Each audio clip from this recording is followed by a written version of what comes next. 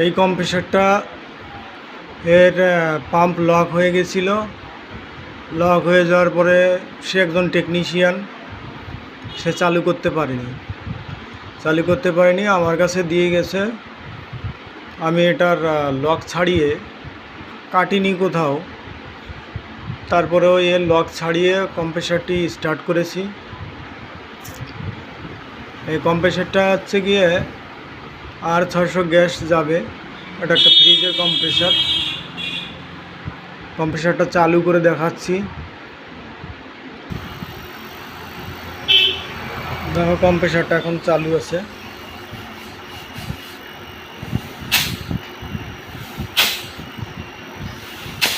একজন টেকনিশিয়ান দিয়ে গেছে কাজটা,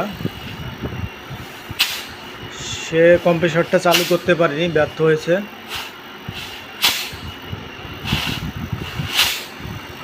আমি কম্প্রেসারটার লক ছাড়িয়ে, যেটা পাম্প লক ছিল,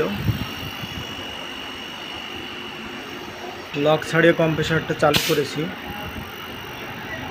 দেখতেই পাচ্ছ। এবং হাওয়ার প্রেশার, এর দারুণ হাওয়ার প্রেশার আছে, পাম্পে কোনো প্রবলেম নেই।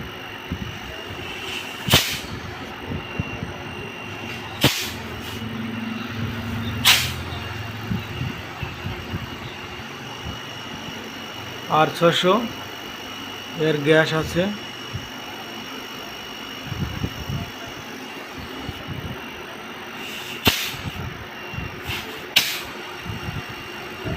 এর অ্যাম্পিয়ার দেখো 0.2। যখনই প্রেশার দেবো তখনই এর অ্যাম্পিয়ার বেড়ে 0.567,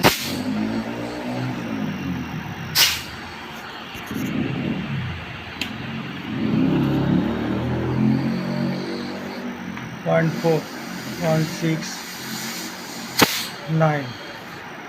যখনই প্রেশার ধরছি তখনই 0.9 অ্যাম্পিয়ার নিচ্ছে।